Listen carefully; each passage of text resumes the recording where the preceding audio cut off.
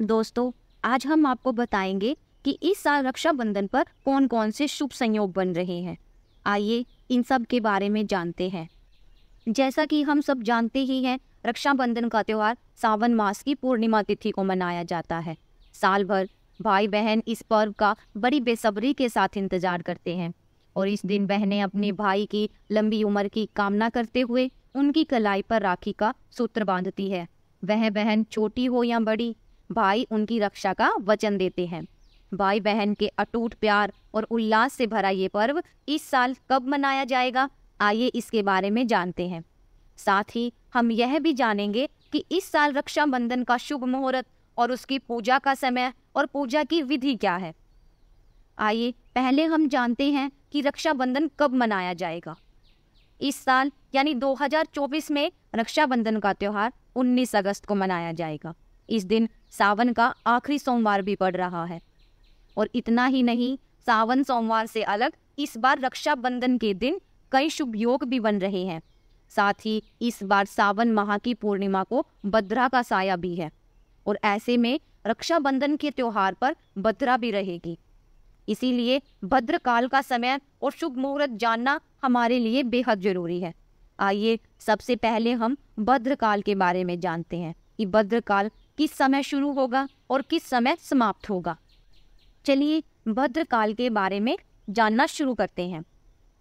18 अगस्त 2024 की रात 2:21 पर भद्रकाल की शुरुआत होगी और भद्रकाल का समापन 19 अगस्त 2024 को दोपहर में 1:24 पर होगा। आइए अब हम जानते हैं रक्षाबंधन 2024 का शुभ मुहूर्त कौन सा है। हिंदू पंचांग के अनुसार इस साल राखी बांधने का शुभ मुहूर्त 19 अगस्त को दोपहर 1:26 से शुरू होगा और 6:25 शाम तक रहेगा। आइए अब हम जानते हैं कि रक्षाबंधन 2000 पूजा का सही समय कौन सा है। पूजा का सही समय पर करना बहुत महत्व रखता है। आइए अब हम सही और शुभ समय के बारे में जानते हैं। 19 अगस्त 2024 की सुबह से लेकर रात 8:40 तक सर्वार्थ सिद्धि योग बना रहेगा। धार्मिक मान्यताओं के अनुसार सर्वार्थ सिद्धि योग में शुभ कार्य करने से हमारी सारी मनोकामनाएं पूरी होती हैं।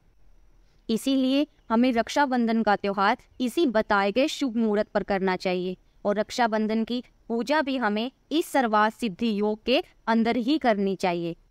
आइए अब हम जानते हैं रक्षाबंधन की पूजा विधि कैसी है। इस दिन सबसे पहले तो भाई और बहन को सुबह जल्दी उठना चाहिए और सुबह जल्दी उठकर स्नान कर साफ सुथरे कपड़े पहनकर तैयार हो जाना चाहिए।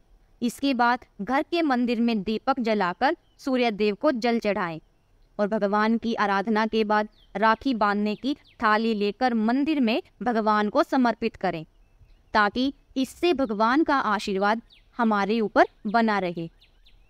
और फिर उसके बाद शुभ मुहूर्त यानी दोपहर 1:26 पर बहन अपने भाई की कलाई पर राखी बांधे। चलिए अब हम जानते हैं कि पूजा की थाली में हमें क्या क्या रखना चाहिए। पूजा की थाली में हमें राखी, कुमकुम, अक्षत, नारियल और सिर पर रखने के लिए छोटा सा रुमाल, घी का दीपक, एक कलश, सुपारी, कलावा, दही और मिठाई रखनी चाहिए।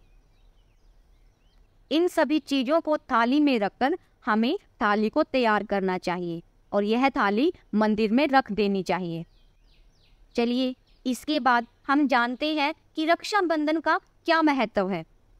पौराणिक कथाओं के अनुसार सबसे पहले द्रौपदी ने श्री कृष्ण को राखी बांधी थी। कहा जाता है कि भगवान कृष्ण की उंगली सुदर्शन चक्र से कट गई थी, जिसे देख द्रौपदी ने खून रोकने के लिए अपनी साड़ी से कपड़े का टुकड़ा फाड़कर चोट पर बांधा था। उस समय भगवान श्री कृष्ण ने हमेशा के लिए द्रौपदी की रक्षा करने का वादा किया था। वहीं जब द्रौपदी को हस्तिनापुर के शाही दरबार में सार्वजनिक अपमानित किया जा रहा था, तब भी श्री कृष्ण ने अपना ये वादा पूरा किया था और द्रौपदी को भरी सभा में अपमानित होने से बचाया था। और इसके बाद ही रक्षाबंधन का यह त्योहार हर साल मनाया जाता है और एक भाई अपनी बहन की रक्षा करने का वादा करता है।